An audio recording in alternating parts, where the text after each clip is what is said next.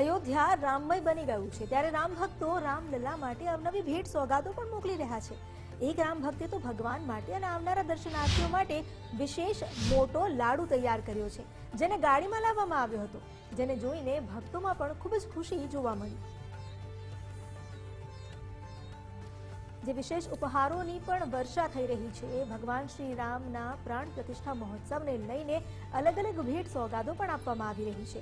એક ભક્તે જે વિશાળ લાડુ તૈયાર કર્યો તેને શ્રી રામજીની છબી સાથે મોટી ગાડીમાં અયોધ્યા રવાના કરાયો હતો અને આ પ્રસાદ જોઈને ભક્તો પણ ખુશ થઈ ગયા। અલગ અલગ રીતે અલગ અલગ સાધનથી માધ્યમથી ભક્તો પોતાની ભક્તિ વ્યક્ત કરી રહ્યા છે।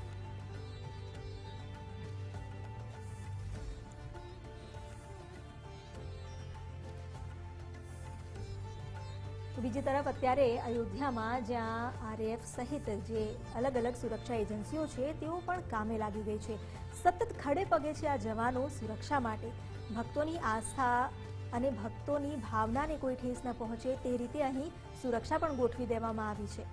તો બીજી તરફ ભક્તો અને અયોધ્યાવાસીઓનો ઉત્સાહ તો ચરમસીમાએ પહોંચી ગયો છે। અલગ અલગ રીતે પોતાની ભક્તિ વ્યક્ત કરવામાં આવી રહી છે, અલગ અલગ રીતે ઉત્સવની ઉજવણી કરવામાં આવી રહી છે। આ લાડુ જે છે, આટલો વિશાળ લાડુ જે આ ઉજવણીના ભાગરૂપે જ અહીં મોકલવામાં આવ્યો છે।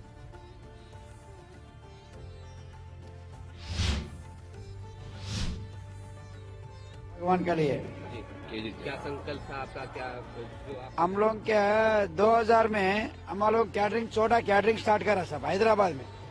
अगर हम अच्छा बन गया भगवान का दया से अच्छा हो गया था, हमारा फैमिली का अच्छा हो गया तो राम मंदिर जब बन था जब तक एक दिन का 1 किलो लड्डू बना के हम जिंदा रहे तो बना जरूर बना के देंगे बोल के संकल्प करा।